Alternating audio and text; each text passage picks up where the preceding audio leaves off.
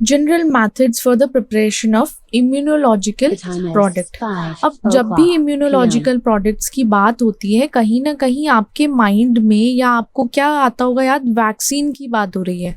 अब सबसे पहले हम प्रिपरेशन पढ़ रहे हैं, इसमें जितने भी प्रोडक्ट्स हैं उनको प्रिपेयर कैसे किया जाता है। सबसे पहली चीज़ तो preparation of bacterial vaccine. Bacterial vaccine की प्रिपरेशन क्या होती है? जो बैक्टीरियल वैक्सीन होती है ना, उसमें या तो आपका जो बैक्टीरिया होगा या बैक्टीरिया का कोई भी कंपोनेंट है, या तो वो प्रॉपरली किल्ड होगा या वीकेंड बैक्टीरिया रहेगा। और क्या करेंगे उससे, क्या होगा, स्टिमुलेट होगा इम्यून रिस्पॉन्स बिना डिजीज किए। मतलब बैक्टीरिया जो डिजीज कॉज कर सकता है, बट हमने उसको इस तरीके से डिजाइन करना है कि जिसमें उसका बैक्टीरिया जो है वो बीमार तो नहीं करेगा, बट आपके इम्यून रिस्पॉन्स को और बेहतर कर देगा और अच्छे से करेगा, स्टिमुलेट करेगा आपके इम्यून रिस्पॉन्स को। अब बैक्टीरियल वैक्सीन्स हैं वो आपको किससे बचाएंगी? बैक्टीरियल इन्फेक्शन से। तो जो इनएक्टिवेटेड वैक्सीन है या किल्ड होते हैं उसमें वैक्सीन में बैक्टीरिया, डेड बैक्टीरिया रहेगा। लाइव में थोड़ा सा बैक्टीरिया को वीक कर दिया जाएगा, जिससे बॉडी को लगे कि अच्छा कुछ बाहर से आया है। तो क्या होगा उस टाइम पे, आपकी बॉडी का जो इम्यून सिस्टम है वो इम्यूनिटी बिल्ड करेगा कि भाई इम्यून रिस्पॉन्स देना स्टार्ट करेगा। अब इसमें स्पेसिफिक सब यूनिट या कॉन्जुगेट वैक्सीन में ये होता है, आपका बैक्टीरिया है उसका कोई भी कंपोनेंट उसमें यूज करके उसको वैक्सीन बना सकते हैं। अब जनरल मेथड ऑफ प्रिपरेशन क्या होता है? जब भी कभी किल्ड या इनएक्टिवेटेड बैक्टीरियल वैक्सीन बननी है, सबसे पहले तो बैक्टीरिया को किसी भी कंट्रोल्ड मीडिया में ग्रो किया जाएगा। आपकी पेट्री डिश है उसमें उसको ग्रो कर लिया जाएगा, फिर हार्वेस्ट करेंगे उसको सेंट्रीफ्यूगेशन या फिल्ट्रेशन मेथड से। अब इसके बाद उसको इनएक्टिवेट करेंगे या किल कर देंगे यूजिंग हीट या कोई भी केमिकल, फॉर एग्जांपल आपका फॉर्मेल्डिहाइड हो गया। अब यहाँ इनएक्टिवेट हुआ, फिर उसको प्योरीफाई करोगे, रिमूव करोगे रेजिडुअल्स जो हैं, मीडिया टॉक्सिन्स जो है उनको हटाओगे, आपके पास बैक्टीरिया आ गया। आप उसको मिक्स कर दोगे स्टेबलाइजर या एडजुवेंट से, और जब ये मिक्स हो जाएगा आप उसको वायल में पैक कर दोगे। कभी कभी उसको फ्रीज ड्राई भी किया जाता है। तो ये क्या हो गया, आपकी इनएक्टिवेटेड बैक्टीरियल वैक्सीन का preparation. Example whole cell pertussis vaccine है, टाइफॉइड वैक्सीन है। तो इसमें क्या है, आपका किल्ड बैक्टीरिया है या इनएक्टिवेटेड बैक्टीरिया रहता है। बस बॉडी को ये लगना चाहिए भाई बाहर से कोई मेहमान आ गया, मेहमान तो नहीं दुश्मन आ गया, उसका काम है कि चलो आर्मी को तैयार करो, अब कुछ हमला करना है, एक तरीके से इम्यून रिस्पॉन्स देना है।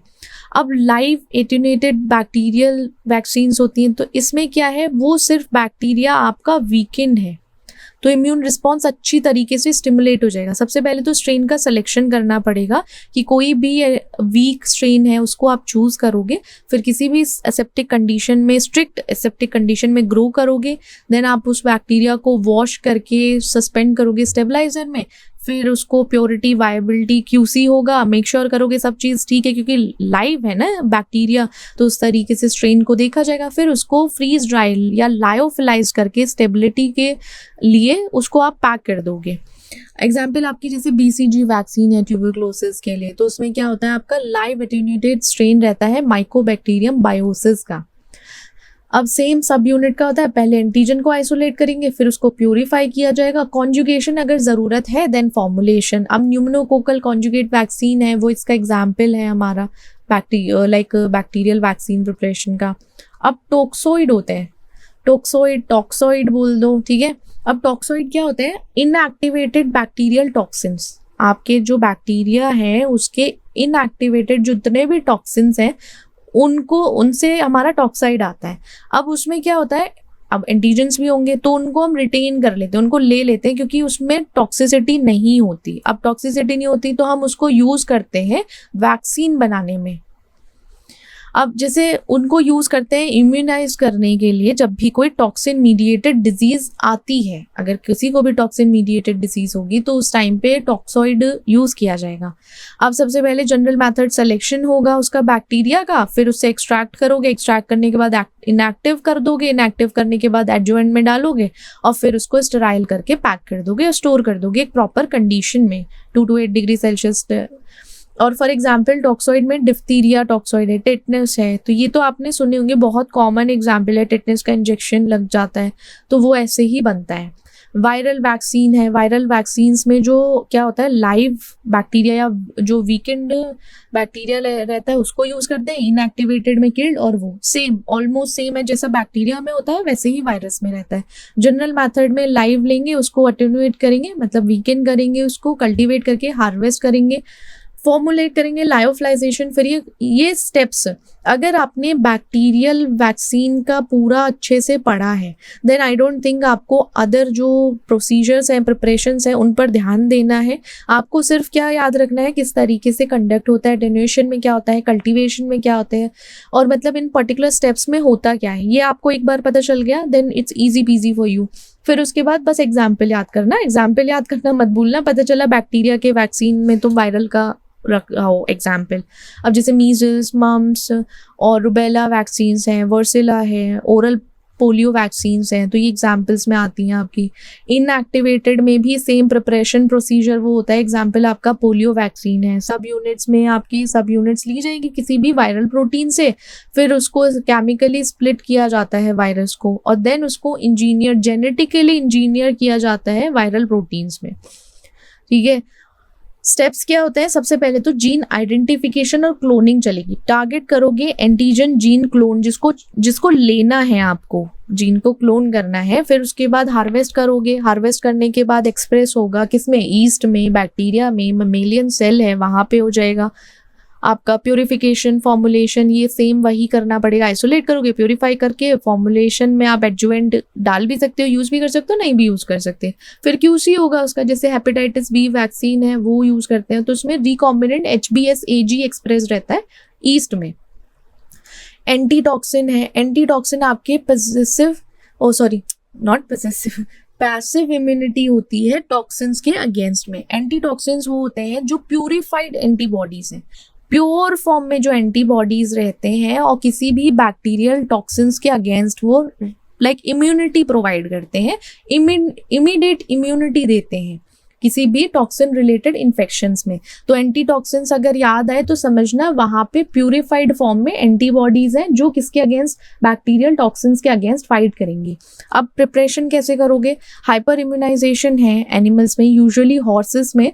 हॉर्सेस को इंजेक्ट करते हैं विद स्मॉल या इंक्रीज्ड डोज, या तो डोज बढ़ा देंगे उसमें बैक्टीरियल टॉक्सिन या टॉक्सोइड की, देन क्या होगा, ये हाइपर इम्यूनाइज्ड होगा आपका एनिमल।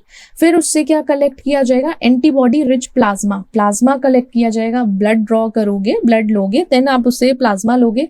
फिर प्लाज्मा लेने के बाद आप एंटीबॉडीज का प्यूरिफिकेशन करके स्टेराइल पैकेजिंग में करके उनको स्टोर कर दोगे। ठीक है, यही पूरा प्रोसेस है। एग्जाम्पल एंटीटॉक्सिन में डिफ्थीरिया एंटीटॉक्सिन है, टेटनस है, ये सारे इसके एग्जाम्पल्स हैं। फिर सीरम इम्यून ब्लड डेरिवेटिव्स आते हैं या पैसिव इम्यूनाइजेशन है, तो इसमें जो एंटीबॉडीज रहती हैं उसमें ब्लड प्रोडक्ट्स रहता है। एंटीबॉडीज कंटेनिंग ब्लड प्रोडक्ट कहाँ से, ह्यूमन से, एनिमल से, और उनको यूज किया जाता है इमीडिएट प्रोटेक्शन देना किसी भी इन्फेक्शन के अगेंस्ट में। आप ब्लड कलेक्ट करोगे किसी भी हाइपर इम्यून डोनर से, फिर उसमें से प्लाज्मा सेल प्लाज्मा सेपरेट करोगे, सेपरेट करने के बाद उसमें IgG का प्यूरिफिकेशन होगा, प्रिसिपिटेशन मेथड यूज करके, क्रोमेटोग्राफी, फिल्ट्रेशन, ऐसे प्यूरिफाई करके आप उसको स्टेराइल पैकेजिंग करके स्टोर कर सकते हो, फ्रीज ड्राई में भी चाहो तो। अब रेबीज इम्यून ग्लोबुलिन है, हेपेटाइटिस बी है, टेटनस है, तो ये सारे हमारे सीरम में आ जाते हैं। स्टोरेज कंडीशन और स्टेबिलिटी क्या होती है, ऑफिशियल वैक्सीन्स जो हैं, आपने कभी सुना हो वैक्सीन्स के बारे में, तो कुछ उनकी पर्टिकुलर स्टोरेज कंडीशंस रहती हैं, स्टेबिलिटी भी रहती हैं। अब वैक्सीन जो है उसमें बायोलॉजिकली एक्टिव कंपोनेंट है, कुछ ना कुछ तो एक्टिव है, वो अगर ज़्यादा टेम्परेचर फ्लक्चुएशन में आया, मतलब टेम्परेचर अप एंड डाउन हुआ या लाइट कंटैमिनेशन में किसी भी चीज़ से एक्सपोज हुआ, तो वो अपनी इफेक्टिवनेस, एफिकेसी खो सकता है। काम ही क्या है, क्योंकि बायोलॉजिकल एक्टिव कंपोनेंट को हमें सेफ रखना है। अब स्टोरेज करना इसलिए ज़रूरी है जिससे कि उसकी पोटेंसी और सेफ्टी बनी रहे। टेम्परेचर का रेंज कितना होना चाहिए, रेफ्रिजरेशन जो होना चाहिए 2 to 8 डिग्री सेल्सियस रहना चाहिए, जो मोस्ट रूटीन रहता है हमारी बैक्टीरियल या वायरल वैक्सीन के लिए। फ्रोजन भी रहता है -15 डिग्री सेल्सियस, इससे ज़्यादा कोल्ड भी चला जाता है। अल्ट्रा लो फ्रीज़र भी यूज़ किए जाते हैं -50, -80 तक, -70 से -90 में। तो जो mRNA कोविड-19 की वैक्सीन आई थी ना नई, तो उसमें अल्ट्रा लो फ्रीज़र यूज़ किया था। लाइट सेंसिटिविटी है, जैसे बहुत सारी वैक्सीन जो थी वो लाइट सेंसिटिव रहती, तो उनको क्या किया जाता था, या तो डायरेक्ट सनलाइट से उसको प्रोटेक्ट करना है, फ्लोरोसेंट लाइट से प्रोटेक्ट करना है, तो ये लाइट सेंसिटिविटी है आपकी। शेल्फ लाइफ है, शेल्फ लाइफ डिपेंड करती है वैक्सीन पे, क्योंकि कुछ जो वैक्सीन है उनकी शेल्फ लाइफ 1 से 3 साल तक भी रहती है, अगर उसको आप प्रॉपर रिकमेंडेड कंडीशंस में उनको रखो तो। फ्रीज ड्राइड जो रहती है उनकी ज़्यादा लंबी शेल्फ लाइफ रहती है कंपेयर टू अगर आप लिक्विड फॉर्म से में देखो। पोस्ट रिकॉन्स्टिट्यूशन स्टेबिलिटी है, जिसमें लायोफिलाइज्ड सर्टेन कुछ लायोफिलाइज्ड वैक्सीन्स आती हैं जिनको यूज़ किया जाता है। देन मॉनिटरिंग चलती है, मॉनिटरिंग में वैक्सीन वायल मॉनिटर्स की जाती हैं, कोल्ड चेन, तो ये सारी चीज़ें देखी जाती हैं कि एक लाइव वैक्सीन या जो भी एटेन्यूएटेड वैक्सीन हैं या इनएक्टिवेटेड है वैक्सीन अच्छे से प्रॉपर गाइडलाइंस में रहकर चल सकें, शेल्फ लाइफ उनकी पर्टिकुलर रहे। अब जनरल स्टोरेज गाइडलाइंस है, तो ये इम्पॉर्टेंट है आपका टेबल। लाइव में, इनएक्टिवेटेड, टॉक्सॉइड में, एंटीटॉक्सिन में क्या स्टोरेज टेम्परेचर होना चाहिए, क्या स्टेबिलिटी नोट्स उन्हें ध्यान में रखने चाहिए। फैक्टर्स कुछ ऐसे हैं जिसकी वजह से स्टेबिलिटी अफेक्ट होती है, जैसे कि टेम्परेचर में अगर टेम्परेचर का थोड़ा सा फ्लक्चुएशन हुआ, मतलब टेम्परेचर आपका बढ़ा, तो वो प्रोटीन को डिग्रेड कर देगा। लाइट एक्सपोजर हुआ तो पोटेंसी चली जाती है, जैसे टॉक्सॉइड में होता है। कंटैमिनेशन के चांसेस बढ़ जाते हैं अगर आप इम्प्रॉपर तरीके से हैंडलिंग करते हो, तो प्रॉपर हैंडलिंग बहुत ज़रूरी है।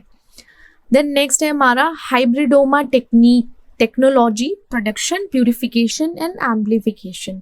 अब हाइब्रिडोमा टेक्नोलॉजी जैसे जैसे ग्रो कर रहा है तो ये भी थोड़ा सा एडवांस है। अब इसमें क्या है, इस टेक्निक में ये होता है कि पहले तो मोनोक्लोनल एंटीबॉडीज को प्रोड्यूस किया जाएगा। अब वो क्या करेंगी, एक हाईली स्पेसिफिक प्रोटीन रहेंगी। अब जब हाईली स्पेसिफिक प्रोटीन है उसके पास ये एबिलिटी है कि वो किसी भी स्पेसिफिक एंटीजन को रिकॉग्नाइज कर सकता है और उसके साथ बाइंड कर सकता है। तो ये क्या है, ये एडवांटेज है जो नहीं होता था। अब इस टेक्निक में फ्यूजन रहता है, मतलब एक तो आपके एंटीबॉडी प्रोड्यूसिंग बी सेल्स रहते हैं और आपके इमोर्टलाइज मायोलोमा सेल्स रहते हैं। एंटीजेंस भी रहेंगे और साथ ही साथ एंटीबॉडीज भी रहेंगी और आपके मायोलोमा सेल्स रहेंगे। वो एक हाइब्रिडोमा सेल बनाएंगे जो क्या करेगा, एक तरीके से लार्ज अमाउंट के सिंगल टाइप के एंटीबॉडीज बनाएगा। चलो इसके थ्रू देखते हैं कि एग्जाम्पल ये जो प्रोडक्शन हो रहा है मोनोक्लोनल एंटीबॉडी का कैसे हो। आपका माउस जो है वो किसी पर्टिकुलर एंटीजन से चैलेंज्ड है। अब उसका स्प्लीन है, स्प्लीन से सेल्स आए, देन आपके मायोलोमा सेल्स आके उसमें फ्यूज हो गए। फ्यूज होने के बाद उन्होंने हाइब्रिडोमा बनाया। हाइब्रिडोमा से कल्चर हुआ, HET medium select for positive cells के लिए। अब वहाँ से क्या हार्वेस्ट किया गया, मोनोक्लोनल एंटीबॉडीज को हार्वेस्ट किया गया। इम्यूनाइजेशन होगा आपका, कोई भी जैसे स्टेप है, एनिमल है, माउस ले लिया, वो इम्यूनाइज्ड है किसी पर्टिकुलर एंटीजन ऑफ इंटरेस्ट से, मतलब उस एंटीजन से उसको कोई इफेक्ट नहीं होगा क्योंकि वो उसके पास इम्यूनिटी है उसके लिए। अब वो क्या करेगा, लाइक प्रोडक्शन स्टिमुलेट करेगा स्पेसिफिक, तो उसका काम है किसी भी स्पेसिफिक एंटीबॉडी जो बी सेल्स बना के थ्रू बनता है ना, तो उसको उसका प्रोडक्शन बढ़ा देगा। जहाँ पे जो हमारा एनिमल का ये सब काम कहाँ हो रहा है, एनिमल के इम्यून सिस्टम के अंदर चल रहा है। वहाँ से बी सेल को हार्वेस्ट किया जाएगा, हार्वेस्ट करने के बाद बी सेल को फ्यूज कर दिया जाएगा मायोलोमा सेल्स के साथ। मायोलोमा सेल्स के साथ कंबाइन करके उसकी स्पेसिफिसिटी बढ़ जाती है कि जो भी प्रॉपर्टीज़ है मायोलोमा सेल की। फिर सिलेक्शन और क्लोनिंग होती है हाइब्रिडोमा सेल की। हाइब्रिडोमा सेल को स्क्रीन किया जाता है, उसकी स्क्रीनिंग होती है कि जो हमें डिजायर्ड एंटीबॉडी चाहिए उसको देखेंगे, देखने के बाद उसको यूज करेंगे। फिर उसकी क्लोनिंग करी जाएगी जिससे कि और ज्यादा क्या प्रोड्यूस, मास में प्रोड्यूस हो सके मोनोक्लोनल एंटीबॉडीज। अब प्यूरिफिकेशन होगा, मोनोक्लोनल एंटीबॉडीज चलो आपकी बन गई। जब ये आपका हाइब्रिडोमा सेल जो है सक्सेसफुली कल्चर्ड हो गया है तो उसको प्यूरिफाई करना पड़ेगा किसी भी सेल कल्चर या एनिमल टिश्यूज से। अब हार्वेस्टिंग में हाइब्रिडोमा सेल को कलेक्ट करोगे कल्चर मीडियम से, फिर उसको सेंट्रीफ्यूगेशन और फिल्ट्रेशन की मदद से हार्वेस्ट कर लिया। फिर सेल लाइसिस होगा, जो आपका कलेक्टेड सेल था ना जिसको कलेक्ट किया था उसको ब्रेक डाउन किया जाएगा, ब्रोकन किया जाएगा, जिससे कि आपकी मोनोक्लोनल एंटीबॉडीज रिलीज होना शुरू हो जाएंगी। अब वो कैसे कैसे रिलीज होंगी, सेल को कैसे आप लाइज करोगे, वो होमोजेनाइजर यूज करके, सोनिकेशन या होमोजेनाइजेशन मेथड को यूज करके सेल लाइसिस होगा। आप फिर कॉलम क्रोमैटोग्राफी या प्रोटीन एजी एफिनिटी क्रोमैटोग्राफी है, इन पर्टिकुलर टेक्निक को यूज करके एंटीबॉडी को प्यूरिफाई कर सकते हो किसी भी लाइसेट, जो सेल लाइसिस हुआ है ना, लाइसेट टेक्निक से। अब एप्लीकेशन हाइब्रिडोमा टेक्निक जो टेक्नोलॉजी है उसको पर्टिकुलरली यूज़ कहाँ किया जाता है, जैसे कि डायग्नोसिस के टाइम पे, अगर कभी भी कोई भी डायग्नोस्टिक टेस्ट है देन यूज़ करते हैं, थेराप्यूटिक टाइम पे, वैक्सीन के प्रोडक्शन के टाइम पे यूज़ करते हैं, रिसर्च में बहुत जगह यूज़ किया जाता है जब भी कभी प्रोटीन या सेल फंक्शन को स्टडी करना हो। Example of products develop using hybridoma technology, अगर हम हाइब्रिडोमा टेक को यूज़ किया, क्या क्या प्रोडक्ट आए, सबसे पहले तो एलाइजा डायग्नोस्टिक टेस्ट आया है, आपका रिटोक्सीमैब है, हर्सेप्टिन है, इन्फ्लिक्सीमैब है, तो ये सारे एग्जाम्पल्स हैं प्रोडक्शन के। देन है हमारा ब्लड प्रोडक्ट्स जो आते हैं वो आपके होल ब्लड और प्लाज्मा से आते हैं, जिसको हम ट्रांसफ्यूजन के टाइम पर यूज़ करते हैं, ठीक है। ट्रांसफ्यूजन में, ट्रीटमेंट में या कोई पर्टिकुलर मेडिकल कंडीशन में देन हम उन ब्लड प्रोडक्ट्स को यूज़ करते हैं। मेन ब्लड प्रोडक्ट्स आपका पूरा होल ब्लड आ जाएगा, या पैक्ड आरबीसीज, प्लेटलेट कंसंट्रेशन, या फ्रेश फ्रोजन प्लाज्मा है, क्रायोप्रेसिपिटेट एल्ब्यूमिन, मतलब ये ब्लड प्रोडक्ट्स ह्यूमन बॉडी में टाइम टू टाइम किसी ना किसी चीज़ की या किसी पर्टिकुलर डिजीज़ की वजह से, लैक होने की वजह से इनको यूज़ किया जाता है। अब कुछ इमरजेंसी कंडीशन है, सर्जरी के टाइम पे इनको यूज़ कर सकते हैं, एक्सीडेंट के टाइम पे ज़्यादा ब्लीडिंग हो गई है तो हीमोफीलिया ट्रीटमेंट में, इम्यून थेरेपी में, बहुत जगह इसको यूज़ करते हैं ब्लड प्रोडक्ट्स को। रिस्क क्या क्या है ब्लड प्रोडक्ट के साथ, ट्रांसफ्यूजन रिएक्शन हो सकता है, कोई इन्फेक्शियस डिजीज़ जा सकती है, या कोई भी इम्यून मीडिएटेड कॉम्प्लिकेशन अराइज हो सकती है। फिर आपका प्लाज्मा सब्सटीट्यूट है, प्लाज्मा सब्सटीट्यूट बोल दो या प्लाज्मा एक्सपेंडर है, वो क्या है, आपका आईवी फ्लूइड है, वो इसलिए दिया जाता है जो आपका ब्लड वॉल्यूम चला गया है उसको रिप्लेस किया जाता है, रिप्लेस करना है या फिर ब्लड प्रेशर को स्टेबलाइज करने के टाइम पे प्लाज्मा सब्सटीट्यूट यूज़ करते हैं। एडुकेट ऑर्गन परफ्यूजन में जब ब्लड ट्रांसफ्यूजन अवेलेबल नहीं है देन उसको यूज़ करेंगे प्लाज्मा सब्सटीट्यूट को। तो क्या क्या टाइप्स हैं, क्रिस्टलॉइड्स हैं, प्लाज्मा सब्सटीट्यूट में आपका क्रिस्टलॉइड आ जाता है, जैसे वो सॉल्यूशन है इलेक्ट्रोलाइट का, एग्जाम सेलिन है, रिंगर्स लैक्टेट है, चीप है, सेफ है, बट अगर डिसएडवांटेज देखा जाए ज़्यादा लंबे समय तक नहीं चल सकता, ज़्यादा अमाउंट में चाहिए इसको प्लाज्मा सब्सटीट्यूट को। कोलॉइड्स है, कोलॉइड्स में आपके लार्जर मॉलिक्यूल वेट सब्सटेंस रहते हैं, उनको इस तरीके से डिज़ाइन किया जाता है कि वो एक वैस्कुलर कंपार्टमेंट में ज़्यादा लंबे समय तक रह सके। अब डेक्स्ट्रिन है आपका, जेलेटिन सॉल्यूशंस हैं, तो ये कोलॉइड्स के एग्जाम्पल हैं। अब प्लाज्मा सब्सटीट्यूट को यूज़ कैसे कर सकते हैं, कब कब यूज़ किया जा सकता है, सबसे पहले जब इमरजेंसी रिसेसिटेशन हो, कोई ट्रीटमेंट करना है शॉक का या सीवियर ब्लड लॉस हुआ है, तब प्लाज्मा सब्सटीट्यूट को यूज़ करते हैं। सर्जरी के टाइम पर या ट्रॉमा के टाइम पे बहुत ज़्यादा ब्लड वॉल्यूम चला गया है तो उसको मेंटेन करने के लिए, बर्न एंड सेप्सिस ट्रीटमेंट में अगर फ्लूइड रिप्लेसमेंट थेरेपी है या सर्कुलेटरी सपोर्ट है देन हम प्लाज्मा सब्सटीट्यूट को यूज़ करते हैं। तो ये था हमारा वैक्सीन का प्रिपरेशन किस तरीके से होता है, किस तरीके से हाइब्रिडोमा टेक्नोलॉजीज वर्क करती हैं, करेक्ट।